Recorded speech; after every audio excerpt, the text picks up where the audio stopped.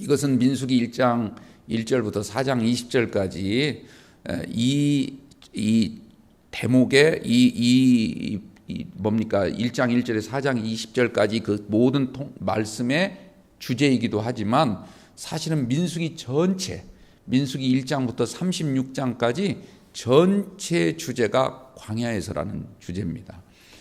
우리가 지금 성경 제목은 민수기, 마치 국민의 숫자를 카운트하는, 숫자를 세는 그러한 기록을 담아놓은 책으로 알고 있지만 원래 히브리 성경 원문에는 베미드바르, 즉 광야에서라는 제목입니다. 민수기의 제목이 그런 거예요. 저도 책을 봤지만 여러분들 책의 제목을 어떻게 정하느냐, 이건 굉장히 중요한 문제예요.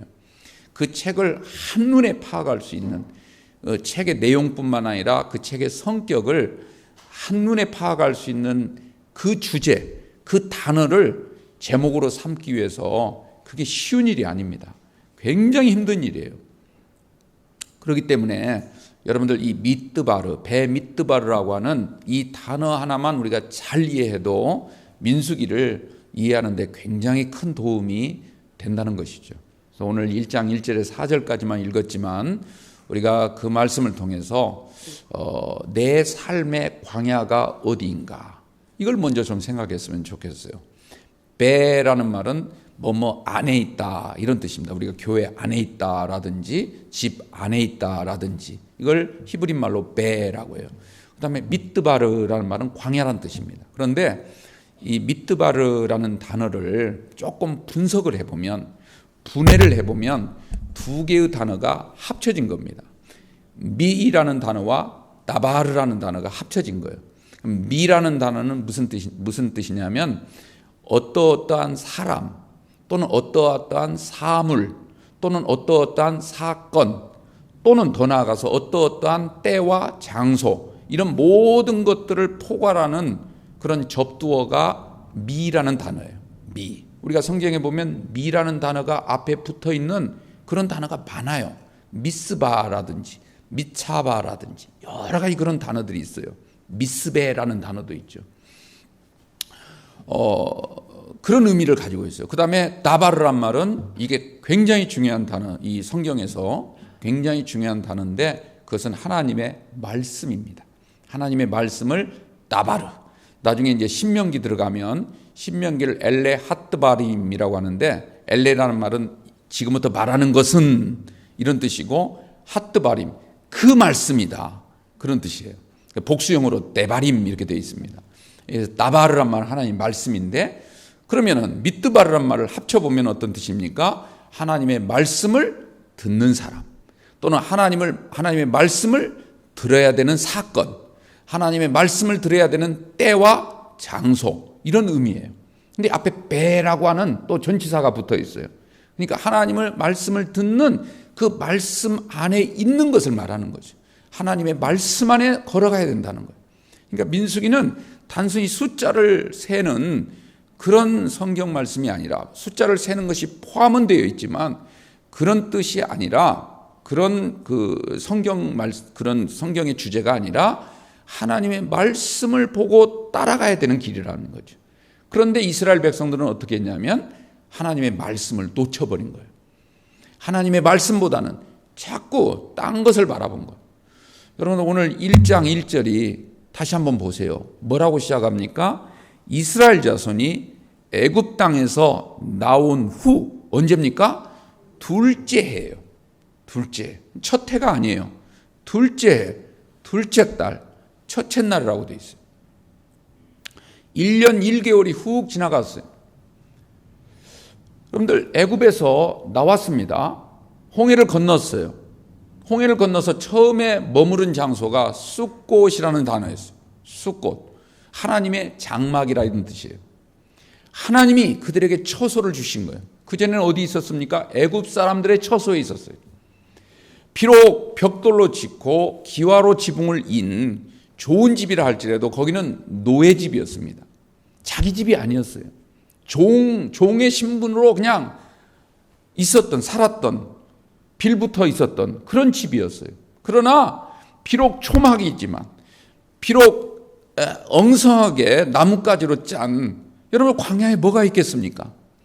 광야에 나무 있어봤자 그 씨띠나무라고 하는 가시나무 종류들이 좀 약간 있는데 정말 엉성해요. 그것 갖고 집을 지을 수가 없어요. 우리나라 나무는 진짜 좋은 나무들입니다. 잣나무, 삼나무, 뭐 굉장히 좋은 나무들이 많죠.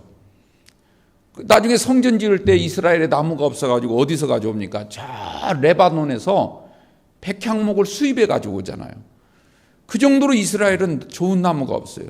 이 건물, 이 집을 지을 만한 그런 제목이 없어요. 그러니까 나뭇가지 엉성한 가시투성인 그 나뭇가지를 엉성하게 짜서 임시로 만든 그 처소, 그것을 숫꽃이라, 초막이라 이렇게 불러요. 우리가 초막절을 숫꽃이라고 하거든요. 초막이라 불렀어요. 비록 가시가 돋아난 그런 울타리지만, 엉성하게 짠 형편없는 집이지만, 그러나 하나님이 우리에게 주신 첫 번째 복음절이었단 말이에요. 저도 처음에 서울 올라와가지고 이 터미널, 화물 터미널 앞에 옛날에 거기 신정 아파트라고 하는 데가 있었습니다. 지금은 현대에서 진 그 새 아파트들이 많이 올라와 있지만, 제가 80년도에 살았을 때는 거의 시형 아파트, 신정 아파트였어요. 서울 시내에서 제일 싼 동네였어요. 6동인가 8동인가 그렇게밖에 없었는데, 그것도 5층까지 걸어 올라갔다 내려갔다. 저희 집이 4층이었어요. 406호. 6동 406호. 집사람 맨날 연탄 들고 그 보일러, 연탄 보일러였거든요. 정말 힘들었습니다. 겨울엔 춥고. 그런데 그 집 처음 사서, 야, 내 집이다, 이런 생각을 가졌을 때, 거기에서요, 정말 아름다운 청사진들이 막 머리에 떠오르는 거예요. 정말 너무너무 행복했어요. 그러다 나중에 시형 아파트로 이사 왔습니다만, 어쨌든 너무너무 좋았어요. 여러분들, 우리가 정말 내 집 안에서 발 뻗고 잘 수 있다는 게 얼마나 행복합니까? 물론 우리 교회 성도님들 중에 아직도 자기 집이 없어서 이렇게 남의 집살이 하시는 분도 있지만, 그러나 여러분들, 우리가 영적으로는, 우리 육신적으로는 내 집이 없다 할지라도 여러분의 영의 집은 하늘나라에 있다는 걸 꼭 기억하십시오.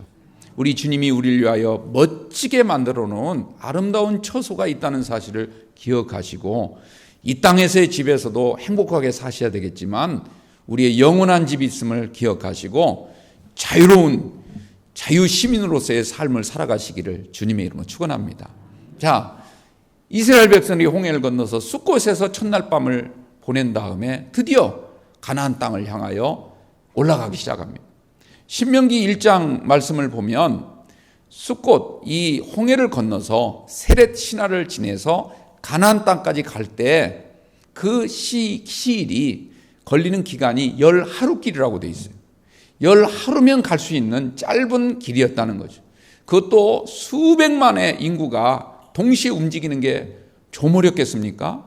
38명이 옮겨나 있는데도 인원 파악하기 힘들고, 이동, 화장실 한 번 가면 최하로 30분 이상 걸리는데, 남자 장정만 60만이니까 거기에 여성들에다가 어린아이, 노인들까지 합친다면 수백만이란 말이에요. 그 수백만이 이동하는데 얼마나 시간이 많이 걸리겠습니까?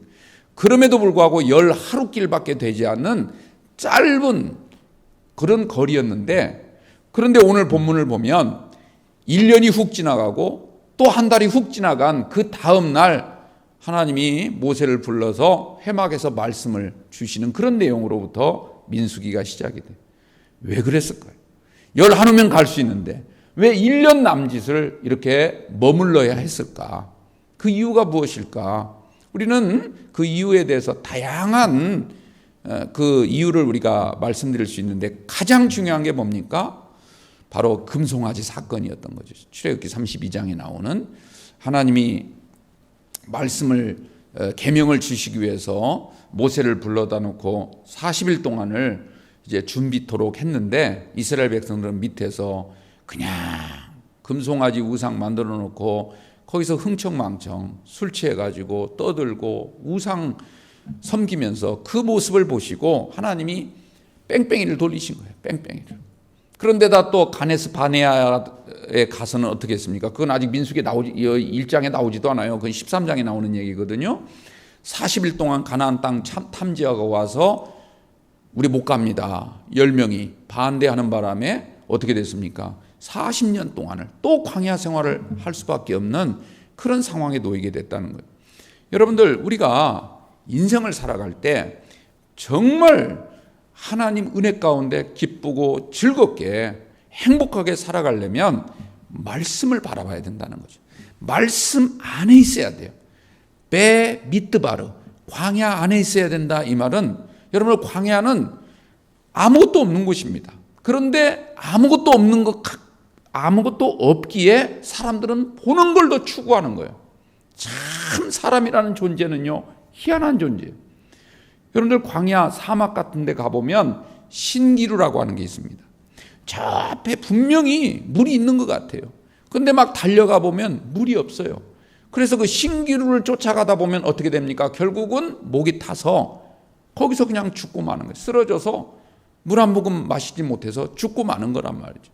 사막에서 가장 중요한 것은, 우리의 생명이 되는 것은 물 아닙니까? 그런데 물처럼 보이는 헛것을 쫓아가다 보면 결국 우리는 광야에서 죽임을 당할 수밖에 없다는 거죠. 오늘 이 민수기의 이야기는 우리에게 무엇을 말해주고자 하냐면, 아무것도 없는 이 세상이기에 하늘을 바라봐야 된다는 거예요. 하나님이 모세를 통해서 우리에게 주시는 말씀을 바라볼 수 있는 영안이 열려져야 돼요. 말씀은 귀로 듣는 게 아니에요. 눈으로 보는 겁니다. 대부분 사람들이 설교를 귀로 듣는 거라고 생각을 하는데 그렇지 않습니다. 여러분들, 예배를 드릴 때 저분이 은혜가 있는지 없는지, 지금 저분이 근심 걱정에 쌓여 있는지, 아니면은 하루하루 해피하게 사시는지, 이거 금방 보여요. 제가 말씀을 드릴 때 제 눈을 뚫어지게 바라보시는 분은 여러분들 은혜 충만한 분들입니다. 그리고 근심 걱정이 많은 세상 속에서도 뭔가 희망을 발견하고 뭔가 할 수 있다라고는 용기를 얻는 분들은 쳐다보게끔 돼 있어요. 그런데 이게 매너리즘에 빠져가지고 오랫동안 신앙생활 하다 보면 아유, 또 들은 얘기, 그 말 그러려니 하고 먼저 판단을 해버려요. 먼저 결론을 내려버려요. 그러면서 점점 눈이 감기는 거예요. 그리고 딴 생각을 하면 초점이 흐려져요. 여러분들, 예배 생활이라고 하는 것은 그 사람의 눈이 마음의 창입니다. 내 마음속에 무엇이 들어있는가가 눈을 통해서 우리에게 비춰지는 거거든요. 여러분들 앞에서 사회를 보시고 또 혹시라도 말씀을 증거하거나 간증을 해보시면 제 말씀이 무슨 뜻인지 금방 알 수가 있어요. 여러분들은 그냥 앉아 계시지만 제가 안 쳐다보는 것 같지만 다 파악이 돼요. 그건 제가 가진 능력이 아니라 하나님이 목회자에게 주신 은혜인 거예요. 그게 은혜일 수도 있고 때로는 참 상당히 마음이 졸이는 그런 아픔일 수도 있어요. 어쨌든 여러분들, 우리가 이 거친 광야 같은 세상 속에서 하나님의 말씀을 찾게 되길 바랍니다. 그런데 그 말씀을 찾는 것은 그렇게 쉽지만은 않아요. 어떻게 해야 되는가? 나만의 광야를 만들어야 돼요. 나만의 광야를. 나만의 광야가 없으면 이 은혜를 받기가 쉽지가 않습니다. 여러분들, 창세기부터 요한계시록에 이르기까지 모든 하나님의 종들은 나름대로의 광야를 마련한 사람들이었습니다. 아브라함은요, 자기의 아버지, 고향, 친척들을 등지고, 여러분들 당시의 세계관으로 볼 때, 당시의 사회 관습으로 볼 때, 아버지, 두 눈이 멀쩡히 뜨고 지금 살아계신 아버지를 등지고 떠난다는 것은 그건 죽임을 당할 수 있는, 그런 자식은 죽임을 당할 수 있는 위험천만한 일이었어요.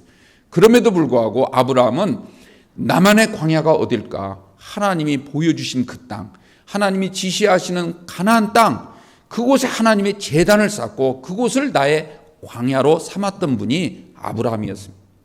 야곱도 마찬가지였고 모세도 마찬가지였습니다.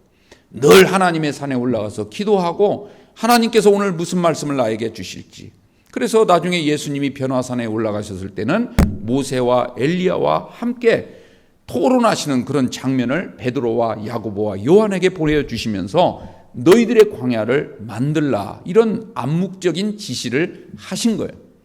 베드로는 예수님을 따라다닐 때 육신적인 생각만 가지고 따라다닐 때는 뭐라고 했습니까? 여기에 초막 셋을 짓고 하나는 주를 위해서, 하나는 모세를 위해서, 하나는 엘리야를 위해서 그렇게 하겠나이다. 자기를 위해서 짓겠다고 안 했어요. 주님을 위해서, 모세를 위해서, 엘리야를 위해서 짓면 어떨까요? 우리 내려가지 말고 저 거친 세상, 그냥 말해도 듣지도 않고 기적이나 쫓아오려고 하는 그런 사람들, 그 고리타분한 그 사람들 상대하지 말고 여기에서 그냥 우리끼리만 은혜 받고 하늘 은혜 받으면서 삽시다, 이렇게 제안했을 때 주님은 아무런 말씀하지 않았어요. 그 아무런 말씀하지 않는 그 침묵 가운데 어떤 음성이 있었습니까? 너만의 광야를 마련하라는 거예요. 나중에 이 사실을 베드로가 깨닫게 됐죠. 예수님을 3번이나 부인한 다음에 초막 셋을 짓자고 했던 사람이 3번을 부인을 해요. 그런 다음에 닭이 웁니다. 그 닭이 우는 순간 통곡을 하는 거예요. 나중에 우리가 성지순례를 갈 때 통곡교회도 갈 거예요. 베드로가 예수님을 부인하고 닭 울음소리를 듣고 거기서 모든 눈물을 쏟았던, 통곡했던 그 교회 꼭대기에는 십자가가 아니라 닭이 그려져 있습니다. 닭이 세워져 있습니다. 그 교회를 가게 될 텐데 그곳이 바로 베드로의 광야였습니다. 그 뒤로부터 베드로는요, 아침 새벽마다 자기 울 때 잠을 이룰 수 없는 거예요. 새벽마다 일어나서 기도했겠죠. 그때부터 새벽 기도가 시작됐다고 하는, 믿거나 말거나, 여러분들, 우리는 그 새벽 기도의 후예인 줄로 믿습니다. 여러분들, 우리만의 광야가 있어야 돼. 그게 어떤 장소일 수도 있고, 어떤 시간일 수도 있고, 어떤 사건일 수도 있고, 또는 내가 맡은 어떤 일일 수도 있어요. 비록 남들이 하기 싫어하고 남들이 보잘것없이 여기는 일이라 할지라도 그 일을 내가 하면서 주여 나를 구원해 주신 그 은혜 감사합니다.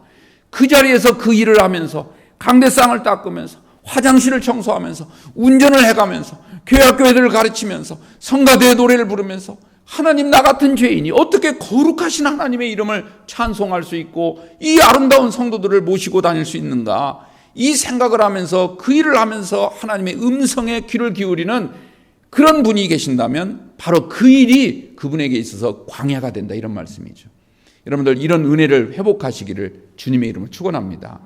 두 번째로 드리고 싶은 말씀은, 오늘 말씀을 보면 하나님이 모세를 부른 다음에 지시하신 내용이 뭔가 몇 가지, 3가지만 추려서 정리해 보면, 첫 번째로는 계수하라는 거예요. 숫자를 세라는 거죠.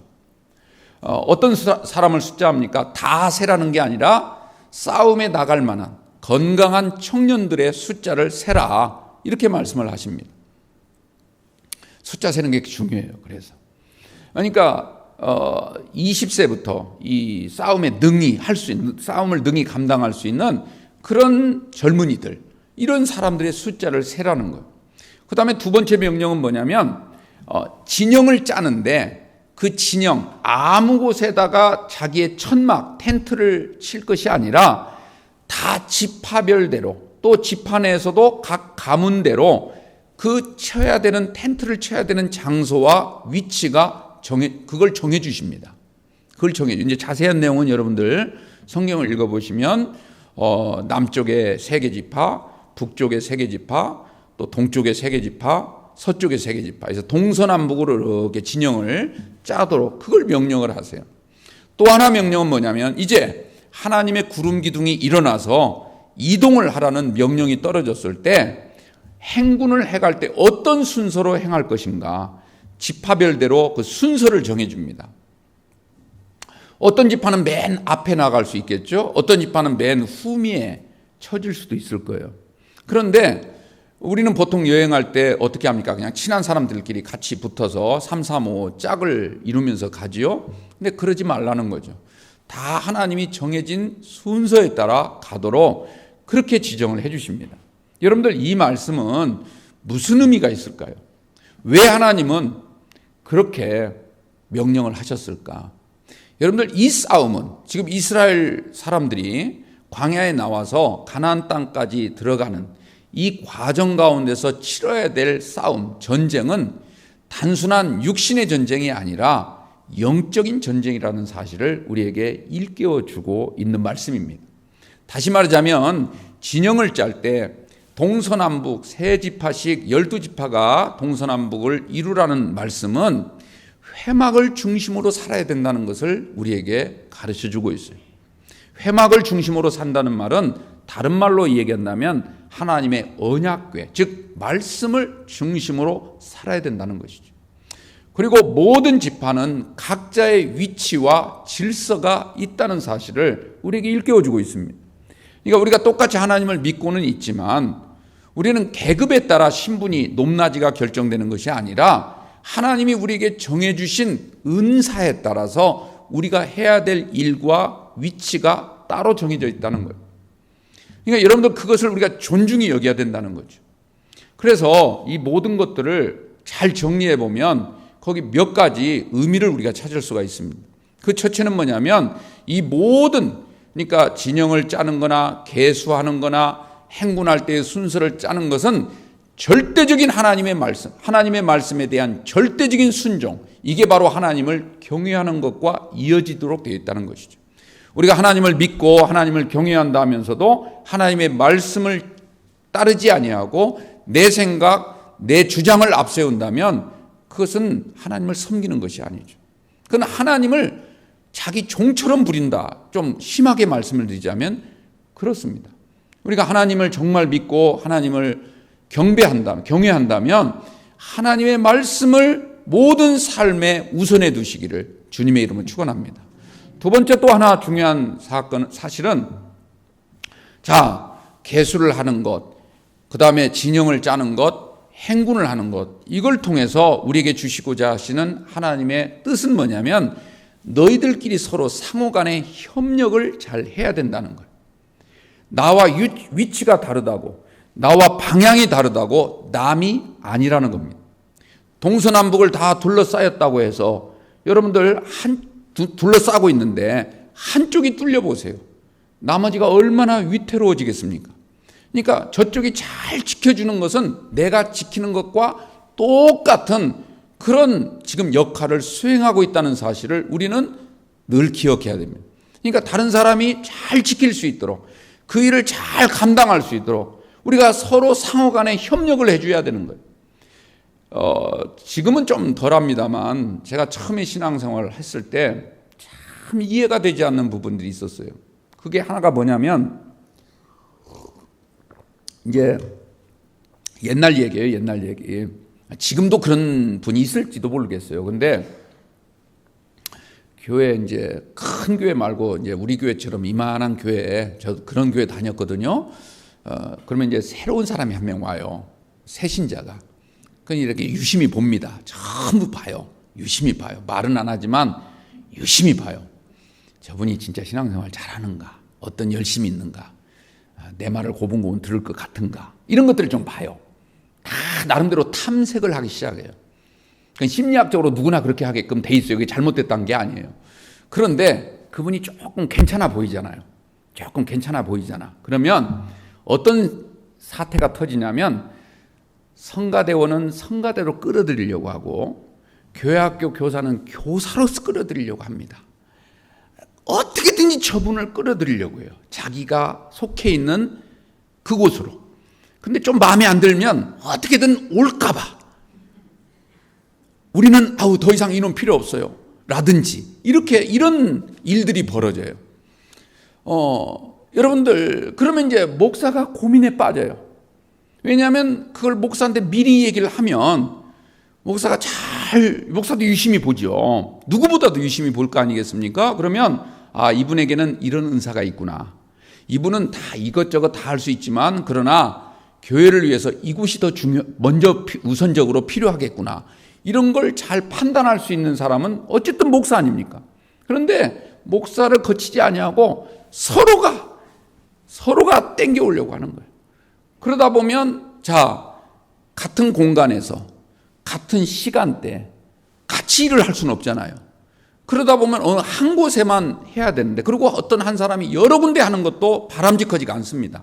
어쨌든 다재다능해서 많은 곳에서 찾는 것까지는 좋으나 그 일로 인해서 결국 분란이 벌어지고 결국 새로 왔던 사람이 마음에 상처만 있고 그냥 떠나는 그런 경우가 굉장히 많았어요. 그래서 제가 늘 부탁하는 것은 예를 들어 새 신자가 왔을 때 자기 맘대로 자기 속회로 끌고 간다든지 자기 맘대로 성가대로 끌고 간다든지 이런 일들을 삼가해달라고 하는 이유가 제가 저 허락을 받고 하라 이런 취지가 절대 아니라 높낮이 어떤 계급을 얘기하는 것이 아니라 교회의 질서와 이런 안정을 위해서 각자마다 차지할 위치와 역할이 다르기 때문에 전체를 바라볼 수 있는 그런 그 방법을 통해서 은혜롭게 하는 게 중요하다라고 하는 것이죠. 여러분들, 하나님이 왜 이스라엘 12지파에게 계수를 하고 각자의 위치를 정해주고 행군할 때의 순서를 정해줬을까? 이것은 여러분들 하나님을 섬기는 것 못지않게 우리에게 중요한 일이 상호간에 배려를 하고 이해를 하고 협력하는 것이 교회를 살리는 것이고 하나님의 나라를 큰 힘을 갖도록 하는 굉장히 중요한 일임을 우리에게 일깨워주고 있는 거예요. 여러분들 빌립보서 한번 성경 한 군데 찾아보죠. 빌립보서 1장 27절 말씀 우리 좀 찾아보도록 하겠습니다. 신약 성경 빌립보서 1장 20, 에베소서 다음에 있어요. 1장 27절 제가 가진 성경으로 319페이지입니다. 한번 같이 한번 읽어볼까요? 1장 27절 시작. 오직 너희는 그리스도의 복음에 합당하게 생활하라. 이는 내가 너희에게 가보나 떠나 있으나 너희가 한 마음으로 서서 한 뜻으로 복음의 신앙을 위하여 협력하는 것과 그 다음에 이제 이 내용은 이제 읽어보세요. 자, 복음에 합당하게 생활하라. 그러면 우리가 복음에 합당하게 생활을 해야 되겠죠. 우리가 그리스도인이라면, 적어도 우리가 영광교회 성도라면 영광교회에서 정해놓은 어떤 원칙과 규칙에 따라서 그게 복음과 어긋나지 않는다면 거기에 합당이란 말은 적절하다, 데코마스라고 돼 있어요. 데코마스란 말은 데코레이션 아시죠, 여러분들? 있어야 될 위치에 딱 적합한 게 있는 게 데코레이션이에요. 제가 지금 설교를 하고 있는데 만약에 이렇게 옷을 입지 않고 위에는 양복 저고를 입고 바지는 팬츠를 입고 설교를 한다고 생각을 해보세요. 그게 적절합니까? 제 맘인데? 그건 적절치가 않죠. 여러분들 은혜를 못 받아요. 제 아랫부분만 바라보시느라고. 그렇죠? 여기다 갑자기 막 인디안처럼 색칠을 하고 한다면 뭔 목사가 저래? 그럴 거 아니에요. 그 말은 적절치가 않아. 그 말이죠. 우리가 교회 올 때는 교회에 맞는 복장이 필요해요. 예배 드릴 때는 예배에 맞는 의복이 필요한 거예요. 예복이 필요한 거예요. 물론 그보다 더 중요한 건 마음의 예복이지만 어쨌든 겉모습도 중요하단 말이에요. 여러분들 저 우성마트에 가서 계란 사실 때 일부러 깨진 거 사오십니까? 이왕이면 깨끗한 거 사오시려고 하잖아요. 사과 고르실 때 일부러 상한 거 골라오시는 분이 있습니까? 이왕이면 깨끗한 거, 먹음직스러운 거, 보기에도 좋은 것 골라오실 거 아니겠어요? 여러분들 하나님이 우리를 고르실 때도 마찬가지인 거예요.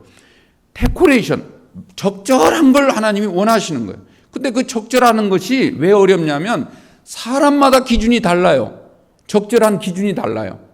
그러니까 이게 어려운 거예요. 왜? 교회는 이런 사람, 저런 사람, 나이 드신, 연세 드신 분도 있고 젊은 분들도 있어요. 젊은 분들은 조금 더 자유분방하고 약간 캐주얼 같은 그런 것이 더 합당하다고 생각할 수 있어요. 근데 연세 드신 분들은 제가 옛날에요, 구로지방에 있을 때 교회 하나, 제가 교회 이름은 얘기 안 할 거예요. 이 나쁜 얘기는 교회 얘기 안 합니다. 그 여자 목사님이에요. 여자 목사님. 그 남자 이름같이 생긴 여자 목사님이 있어요. 제가 옛날 속초에 목회 세미나를 갔는데 우연히 그때 제가 구로지방에 있었으니까 딱 구로지방에서 2명만 온 거예요. 2명만. 근데 이제 그분은 여자분이고 저는 남자이기 때문에 방은 이제 숙소는 달랐죠. 근데 이제 틈만 나면 저 그분 잘 몰랐어요. 와서 이제 자꾸 말을 붙이는 거예요. 연세가 굉장히 많은 분인데 그때 당시만 해도 은퇴가 가까운 할머니인데 자꾸 말을 붙이는데 얼마나 속이 썩었으면 아, 저러실까 이해가 되더라고요. 뭔 말인 거니? 장로님이 한 분 계셔요. 그 교회. 디지털 단지 안에 그 교회가 있습니다. 근데 장로님이 한 분 계신데 꼭 예배를 드릴 때 모자를 쓰고 온대요. 모자를. 그래 모자를 쓰고 다 맨 앞에 코앞에 앉아가지고 예배를 드린다는 거예요. 그래서 이 목사님이 아유 하나님께 예배 드릴 때는 모자를 좀 벗으시기 바랍니다 했더니 모자를 쓰면 어떠냐는 거예요.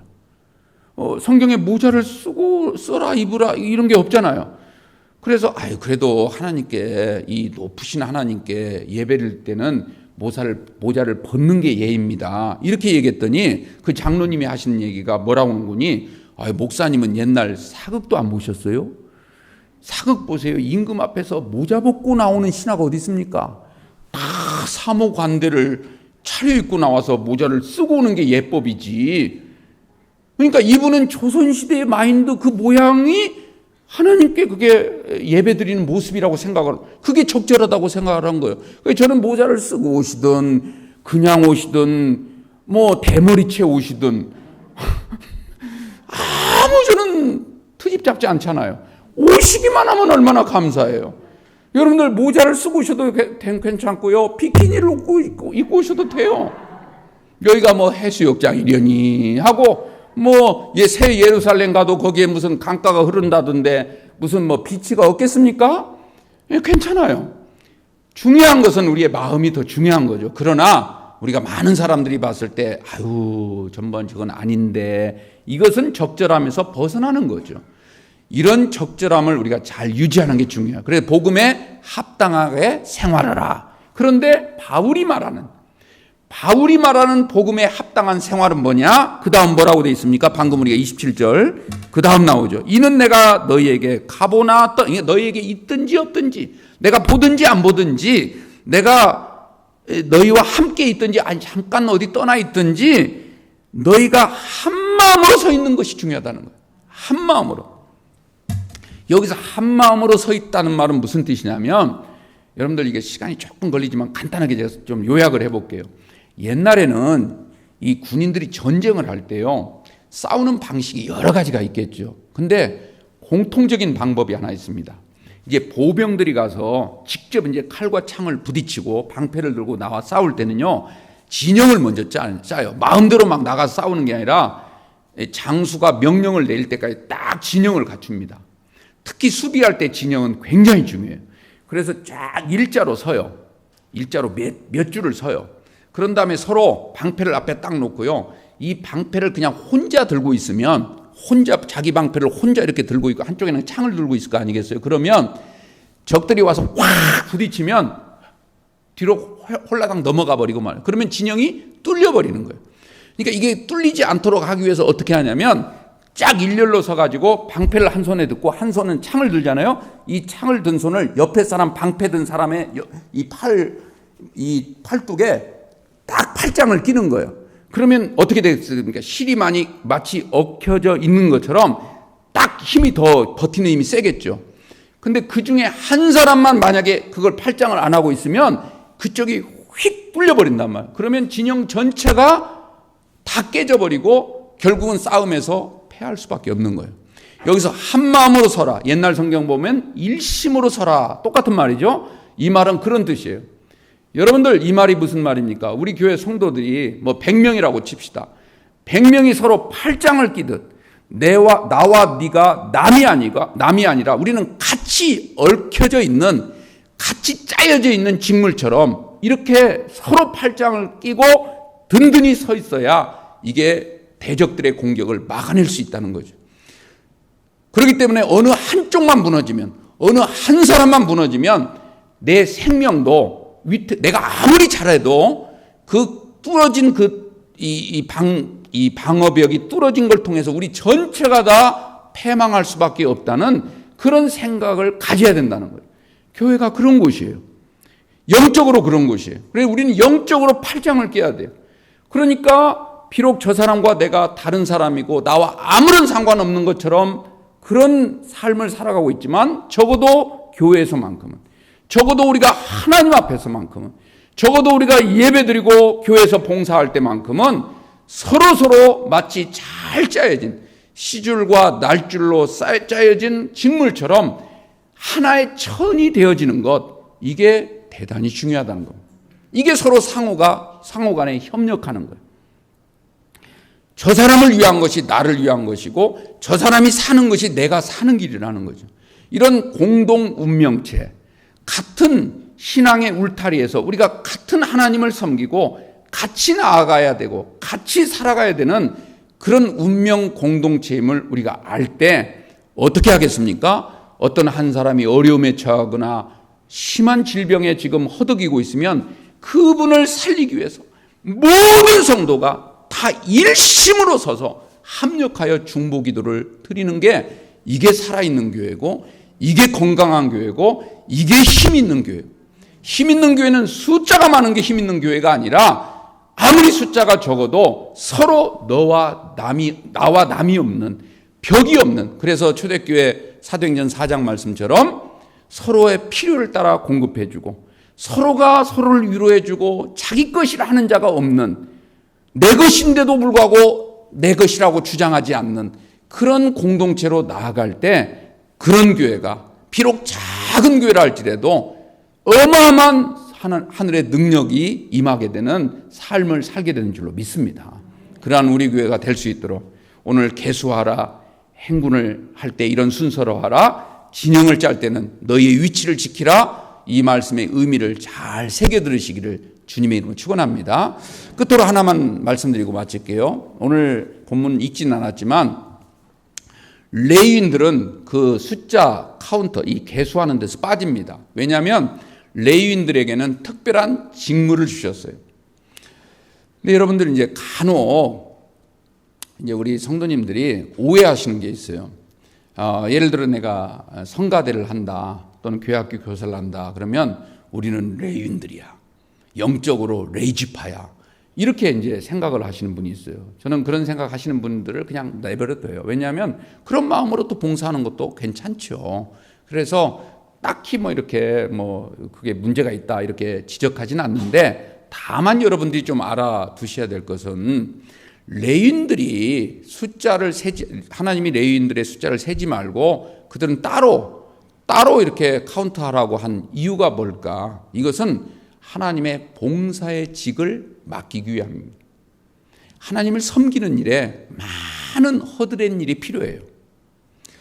여러분들 정말 그 모든 그 성도들, 이 이스라엘 자손들을 이끌어가는 분은 모세와 아론이 있고 제사장들이 있죠. 근데 그 제사장들은 레위인과는 조금 다릅니다. 물론 레위 지파에 속해 있긴 하지만 그 레위 지파 중에서도 아론이라고 하는 초대 제사장의 후손만이 제사장이 될 수가 있어요. 나머지는 그냥 레위인들이에요. 그러면 그 레위인들이 하는 일이 무엇일까? 레위인 중에서도 세 개 지파가 특별히 세 개 가문이 중요하죠. 그 첫째는 뭐냐면 게르손 자손입니다. 게르손 자손. 이 게르손 자손은 어떤 일을 하냐면 주로 성막과 관련된 일을 해요. 예를 들어 성막, 이 텐트를 친다든지 휘장을 두른다든지 아니면 어디 천을 이렇게 보조천을 단다든지 여러 가지 실을 꼬아서 이렇게 비치를 한다든지 이런 성막 또는 천 짓는 것과 관련된 봉사의 직무를 하는 거예요. 그 다음에 고핫 자손이 있고 무라리 자손이 있는데 이 고핫 자손은 어떤 일을 하냐면 그 이 성막 짜여진 성막 안에 있는 기구들이 있어요. 여러 가지 기구들, 우리 교회도 보면 많은 기구들이 있지 않습니까? 이런 기구들을 잘 보관하고 관리하는 그런 역할을 하게 돼요. 거기는 진설병도 있고 등잔대도 있고 향도 있고 여러 가지가 있지 않습니까? 그 다음에 무라리 자손은 어떤 일을 하냐면, 자, 이 성막이 그때 당시에 성막은 이렇게 건물로 지어진 이런 고정식 건물이 아닙니다. 그때는 포터블, 이렇게 옮겨 다니는 텐트였어요. 이동을 할 때는 반드시 그 성막채 옮겨야 되는 거죠. 그럴 때 이 성막을 옮기는 운반과 이동 또는 설치, 포장, 이 모든 일을 담당했던 자손이 무라리 자손이었어요. 근데 여러분들 여기서 오해하면 안 될 게 뭐냐면 그 기구들을 옮길 때 또는 설치할 때 자기네들이 직접 설치하는 게 아닙니다. 설치나 포장이나 그 모든 것들은 그 성소에 있는 기구들을 만지는 사람은 제사장만 만질 수 있는 거예요. 제사장이 다 해놓으면 거기에 그 기구를 절대 만지면 안 됩니다. 만졌다가는 죽임을 당하는 거예요. 그러니까 거기에 나무 꿰채를 이렇게 꿰가지고 어깨에 메고 이동하는 것만을 감당했던 거예요. 그러니까 여러분들 이것은 굉장히 중요한 의미가 있어요. 우리가 하나님을 위해서 봉사하고 정말 헌신하는 분들, 대단한 분들입니다. 어쨌든 대단한 분들이에요. 특히 우리 교회 같은 경우에 대부분 연세가 많으신 분들 많잖아요. 이런 분들이 지금도 그냥 어쨌든 교회를 하고 열심히 봉사하시는 걸 볼 때마다 제가 너무너무 감사한 생각이 들어요. 제가 표현을 잘 못해서 그렇지만 진짜 감사해요. 그런데 이분들이 가장 조심해야 될 것은 성소의 이 기구를 만지는 거예요. 즉 이 말은 여기를 만져서는 안 된다는 뜻이 아니라 이걸 영적인 의미로 말씀을 드리자면 내가 건드려서는 안 될 부분이 있다는 거죠. 하나님이 금지시킨 부분이 있다는 사실을 기억해야 돼요. 그리고 우리에게 주신 직무는 그냥 무조건 섬기고 무조건 충성하고 무조건 주를 위하여 봉사하라는 그 직을 우리에게 주신 거지, 내가 그것을 내 마음대로 관장하고 내 마음대로 호령하고 이렇게 하시오 저렇게 하시오 라고 우리에게 주신 그런 직분은 아니라는 것이죠. 여러분들 이 사실을 꼭 기억하시고 여러분들 이 성막을 짓는 걸 잘 보세요.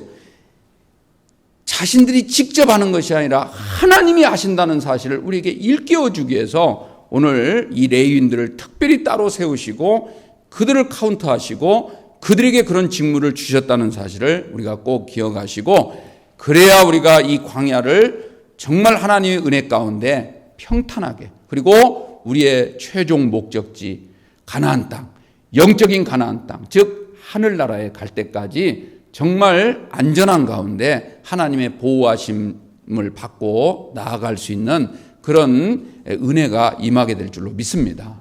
그러한 여러분들 구별을 잘 하셔서 이 땅에서 정말 광야와 같은 이 땅에서 정말 승리하시고 하늘나라 가는 그 입성할 때까지 정말 여러 가지 시련과 또 우리를 유혹하는 마귀의 그런 시험과 수많은 것이 있다 할지라도 정말 믿음으로 잘 극복하시고 승리하시고 다 우리 하나님 나라에서 영광스러운 삶을 사는 그런 우리 모두가 되시기를 주님의 이름으로 축원드립니다.